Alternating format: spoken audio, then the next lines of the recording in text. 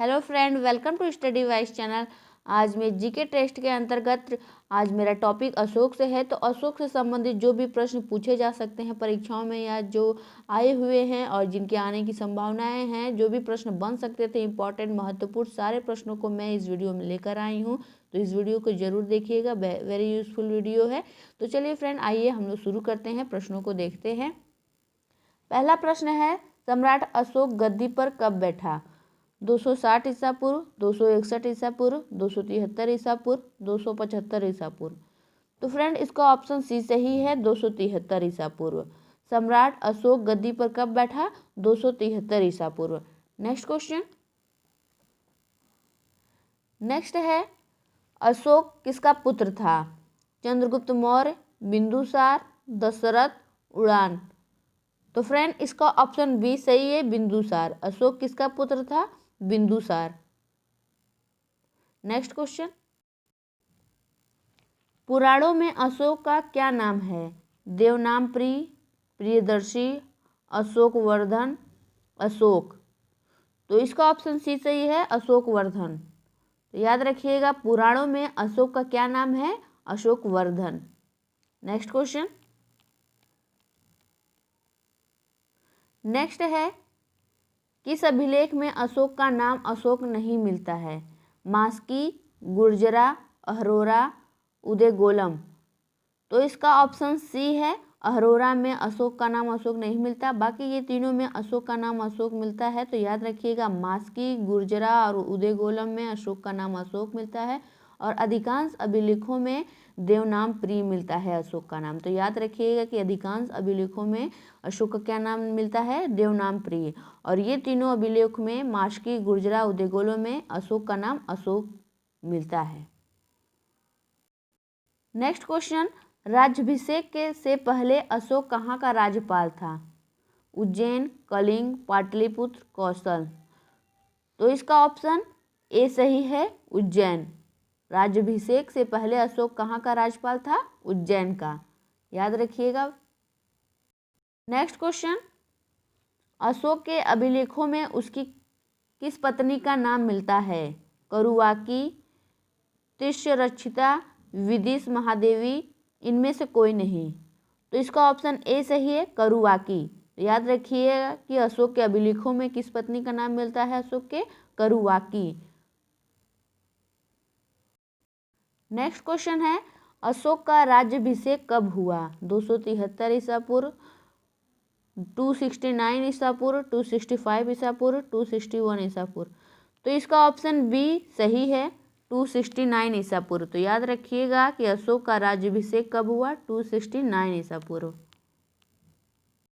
Next question. किस रचना में उल्लेख है कि अशोक शिव का उपासक था तथा श्रीनगर बसाया था? Indica, Rajatarangini, Kashmirnama, natural history. तो इसका ऑप्शन बी सही है, रासतरंगिणी। तो याद रखिएगा, कल्हड़ की रचना है रासतरंगिणी, उसी में श्रीनगर का वर्णन दिया है। याद रखिएगा कि रासतरंगिणी में ही दिया हुआ है श्रीनगर शहर बसाने का उल्लेख। Next question. कलिंग युद्ध कब लड़ा गया? 260 ईसा पूर्व, 261 ईसा पूर्व, 273 ईसा पूर्व, इनमें से कोई नहीं। तो इसका ऑप्शन बी सही है, 261 ईसा पूर्व। याद रखिएगा, कलिंग युद्ध कब लड़ा गया था? 261 ईसा पूर्व। क्वेश्चन। अशोक के बारे में जानने के लिए प्रमुख स्रोत कौन है? शिलालेख, बौद्ध साहित्य, जैन साहित्य, यूनानी साहित्य। तो इसका ऑप्शन ए सही है, शिलालेख। अशोक के बारे में जानने के लिए प्रमुख स्रोत क्या है? शिलालेख। Next question. अशोक के किस अभिलेख में कलिंग युद्ध के बारे में जानकारी मिलती है? 12वां अभिलेख, 13वां अभिलेख, 14वां अभिलेख, 5वां अभिलेख। तो इसका ऑप्शन बी सही है, 13वां अभिलेख। तो अशोक के किस अभिलेख में कलिंग युद्ध के बारे में जानकारी है? 13वें अभिलेख में। याद रखिएगा, वेरी इंपॉर्टेंट क्वेश्चन है।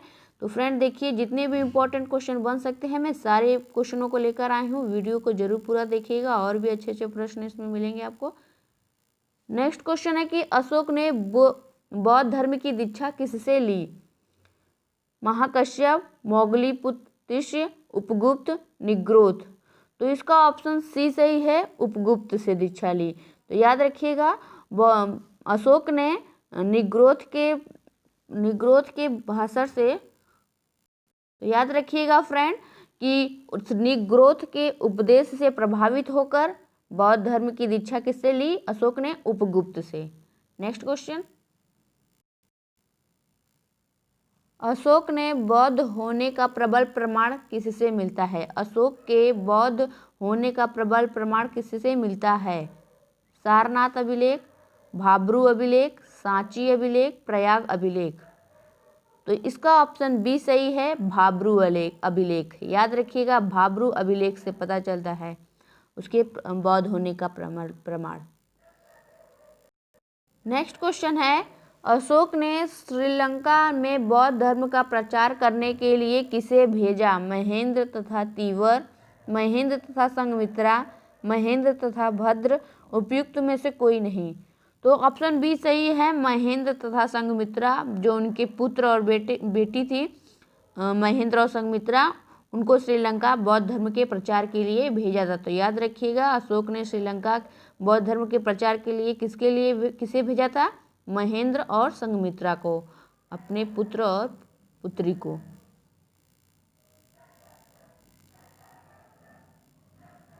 नेक्स्ट क्वेश्चन है कि अशोक शासन के किस वर्ष बौद्ध गया की यात्रा पर गया? 10वें वर्ष, 15वें वर्ष, 25वें वर्ष, 17वें वर्ष। तो ऑप्शन ए सही है, 10वें वर्ष गया। तो याद रखिएगा कि अशोक ने किस वर्ष गया बौद्ध गया यात्रा पर अपने शासन के किस काल में? जो 10वें वर्ष गया था। क्वेश्चन है, अशोक ने किन दो अभिलेखों में बौद्ध संघ में फूट डालने वालों को चेतावनी दी है? सारनाथ तथा प्रयाग, सारनाथ तथा सांची, सांची तथा प्रयाग, सारनाथ तथा अहरोरा। तो इसका ऑप्शन बी सही है, सारनाथ तथा सांची। तो याद रखिएगा कि अशोक ने किन दो अभिलेखों में बौद्ध संघ में फूट डालने वालों को चेतावनी दी है? सारनाथ तथा सांची। वेरी इंपॉर्टेंट क्वेश्चन है, याद रखिएगा। क्वेश्चन, बराबर की पहाड़ियों में अशोक ने किसके लिए 4 गुफाओं का निर्माण कराया? बौद्धों के लिए, जैनों के लिए, आजीवकों के लिए, नामपंथियों के लिए। तो ऑप्शन सी सही है, आजीवकों के लिए। तो याद रखिएगा कि बराबर की पहाड़ियों में, याद रखिएगा पहले कि बराबर की पहाड़ियों में, और किसके लिए 4 गुफाओं का निर्माण कराया था? तो आजीवकों के लिए। याद रखिएगा कि बराबर की पहाड़ियों में करवाया था। नेक्स्ट क्वेश्चन, अशोक के धर्म की परिभाषा कहाँ से ली गई? अशोक के धम्म की, याद रखिएगा धम्म की परिभाषा कहाँ से ली गई? वेद, उपनिषद, राहुलोवाद सूत्र, इनमें से कोई नहीं। तो ऑप्शन सी सही है, राहुलोवाद सूत्र से धम्म की परिभाषा ली गई है। याद रखिएगा। नेक्स्ट क्वेश्चन, अशोक के कौन से अभिलेख संगम राज्य के बारे में बताते हैं? पहला और चौथा, दूसरा और पांचवा, दूसरा और 11वां, दूसरा और 13वां। तो ऑप्शन डी सही है, दूसरा और 13वां। तो याद रखिएगा कि अशोक की कौन सा अभिलेख है जो संगम राज्य के बारे में बताते हैं? तो दूसरा और 13वां। तो किस राज्य के बारे में बात हो रही है? संगम राज्य के बारे में। किस कौन सा अभिलेख में वर्णन है? दूसरा और 13वां। तो याद रखिएगा, वेरी इंपॉर्टेंट क्वेश्चन है। नेक्स्ट क्वेश्चन में बढ़ते हैं। नेक्स्ट क्वेश्चन है कि अशोक के कौन से 2 अभिलेख खरोष्टी लिपि में हैं? शहबाजगढ़ी तथा मानसेहरा, शहबाजगढ़ी तथा अहरोरा, शहबाजगढ़ी तथा मास्की, इनमें से कोई नहीं। तो ऑप्शन ए सही है, शहबाजगढ़ी तथा मानसेहरा। याद रखिएगा कि शहबाजगढ़ी तथा मानसेहरा खरोष्टी लिपि में है। ये 2 अभिलेख हैं जो खरोष्टी लिपि में हैं। तो याद रखिएगा, very important question. Next question देखते हैं। किस अभिलेख में अशोक ने कहा कि सभी मनुष्य मेरी संतान के समान हैं? प्रथम शिलालेख है, द्वितीय शिलालेख, प्रथम पृथक कलिंग शिलालेख, 13वां शिलालेख। तो इसका ऑप्शन सी सही है, प्रथम पृथक कलिंग शिलालेख। याद रखिएगा कि प्रथम पृथक कलिंग शिलालेख में अशोक ने क्या कहा? सभी मनुष्य मेरी संतान के समान हैं। नेक्स्ट क्वेश्चन, कौन सा अभिलेख अशोक की पत्नी करुवाकी से संबंधित है? सारनाथ तथा प्रयाग, कौशाम्बी तथा सारनाथ, कौशाम्बी तथा प्रयाग, इनमें से कोई नहीं। तो इसका ऑप्शन सी सही है, कौशाम्बी तथा प्रयाग। याद रखिएगा कि अशोक की पत्नी करुआकी का उसके अभिलेख कौशाम्बी किससे संबंधित है, कौशाम्बी तथा प्रयाग से संबंधित है। तो याद रखिएगा, ये इम्पोर्टेंट प्रश्न है। नेक्स्ट क्वेश्चन, अशोक ने अपने शासन के किस वर्ष धम्म महामात्रों की नियुक्ति की? 12वें वर्ष, 14वें वर्ष, 13वें वर्ष, 7वें वर्ष। तो ऑप्शन सही है बी, 14वें वर्ष।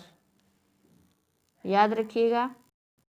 नेक्स्ट क्वेश्चन, अशोक के अधिकांश अभिलेख किस लिपि में हैं? ब्राह्मी, खरोष्टी, यूनानी, आर्मेइक। तो ऑप्शन ए सही है, ब्राह्मी में। अशोक के अधिकांश अभिलेख किस लिपि में हैं? ब्राह्मी में। नेक्स्ट क्वेश्चन, अशोक के अधिकांश अभिलेख किस भाषा में हैं? संस्कृत, पाली, प्राकृत, हिंदी।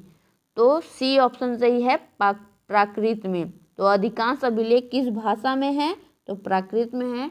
और किस लिपि में पूछे तो ब्राह्मी लिपि है। नेक्स्ट क्वेश्चन,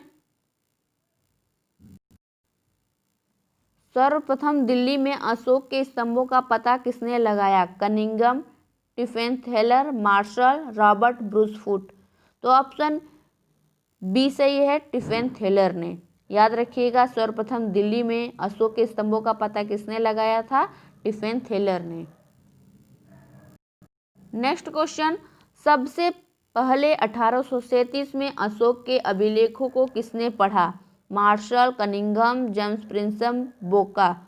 तो ऑप्शन सी सही है, जेम्स प्रिंसम ने 1837 में अशोक के अभिलेखों को पढ़ा था। याद रखिएगा, 1837 में अभिलेखों को सर्वप्रथम किसने पढ़ा था? जेम्स प्रिंसेप ने।